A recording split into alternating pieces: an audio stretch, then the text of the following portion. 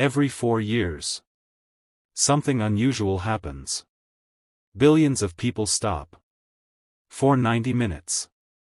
Sometimes longer. Work slows. Cities become quieter. Families gather. Strangers become friends. And entire nations hold their breath. All because of a ball. At least, that's how it appears. But is the World Cup really about football? Or is something deeper happening? The 2026 World Cup will be the biggest ever. More teams. More matches. More viewers. More attention. And inevitably, more emotion. Today, we explore a question that seems simple but isn't. Is the World Cup really that important? Before we continue, I want you to know something. This is not simply a video about football. Because in Part 9, I'll show you how the psychology behind the World Cup can teach valuable lessons about identity, belonging, ambition, teamwork, and purpose in your own life. Even if you don't watch football. For now, keep one question in mind. Why do billions of people care so deeply about a game? Let's continue. Part 2, Why humans need something to belong to. Human beings are tribal creatures. For thousands of years, survival depended on belonging to a group. A tribe. A village. A community. A nation. Today, survival may not depend on tribes. But psychologically, the need remains. The World Cup activates this ancient instinct. People wear colors. Wave flags. Sing songs. Celebrate together. For a few weeks, individuals become part of something larger than themselves. And that feeling is powerful. Think about the last time you felt truly connected to a group. Why did that experience feel meaningful? Part 3, The World Cup as Modern Mythology. Ancient civilizations had myths. Heroes. Epic stories. Battles. Legends. Modern society still creates myths. Only now, they happen in stadiums. The World Cup creates heroes. Villains. Underdogs. Miracles. Redemption stories. Unexpected victories. Heartbreaking defeats.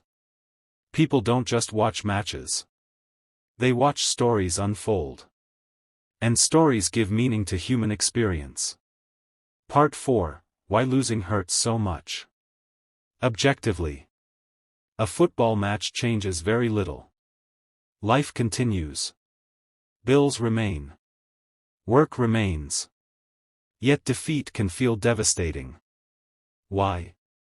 Because people attach identity to outcomes. When a nation loses, many fans feel as though they lost personally. The match becomes symbolic. Victory represents hope. Defeat represents disappointment. The game becomes larger than the game. Have you ever been emotionally affected by something that logically shouldn't matter that much? Why do emotions ignore logic? Part 5, The Economic and Cultural Impact. The World Cup affects far more than sports. It influences tourism, business, infrastructure, media, international perception, and national pride.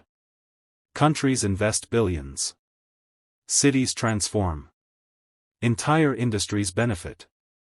For some nations, hosting the World Cup becomes a statement. A way of presenting themselves to the world. The tournament becomes both spectacle and strategy. Part 6, Why the World Stops to Watch. Few events unite humanity on this scale. Religion divides. Politics divides. Ideology divides.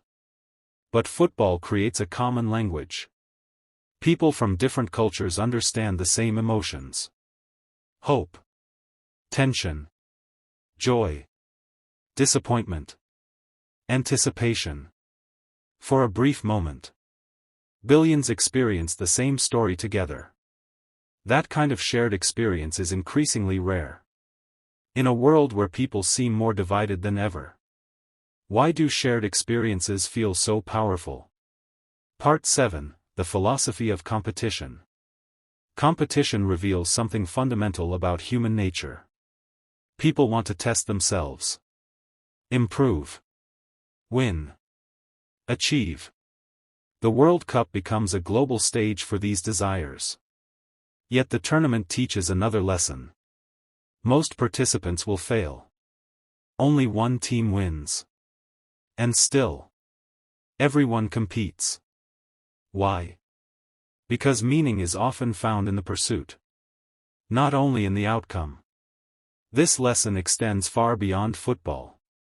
Part 8, The 2026 World Cup and the Future. The 2026 World Cup represents a new era. More teams. More nations represented. More opportunities for unexpected stories. More global participation. Some critics argue it is becoming too commercial. Others see it as a celebration of worldwide inclusion. Either way, it reflects a changing world. And changing ideas about what global events should be. What matters more? Preserving tradition, or allowing more people to participate? Part 9, How can we apply the World Cup's lessons in our life? At first glance, the World Cup seems unrelated to everyday life.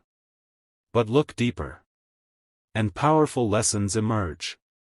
Lesson 1, Belonging matters. People need community.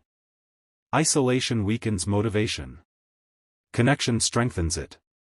Whether it's family, friends, a team, or a shared mission, humans perform better when they feel they belong. Lesson 2, Great things require teamwork. No player wins a World Cup alone. Talent matters, but cooperation matters more. The same is true in business, relationships, education, and personal growth. Success often comes from collective effort. Lesson 3, Losses are part of the journey. Every World Cup creates disappointment. Most teams lose. Yet they return. Train harder. Improve. Try again. Failure is not proof you should stop. Often it is part of progress. What goal have you abandoned simply because the first attempt didn't work? Lesson 4, Stories give life meaning. People remember moments, not statistics. The World Cup reminds us that life becomes meaningful through experiences and stories.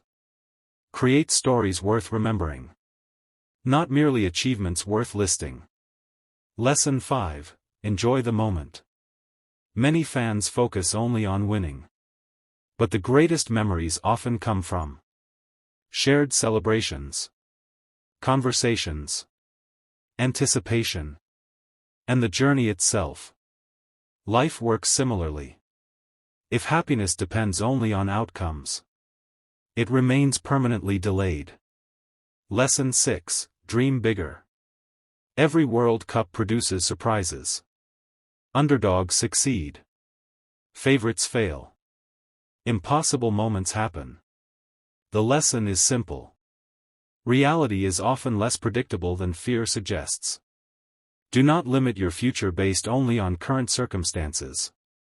What would you attempt if you stopped assuming failure before you even began? Part 10, Final Reflection. So, is the 2026 World Cup really that important? Perhaps not because of football itself, but because of what football reveals about humanity. Our need to belong. Our desire to compete. Our hope for greatness. Our love of stories. Our search for meaning. The World Cup is not merely a tournament. It is a mirror. A reflection of what people value.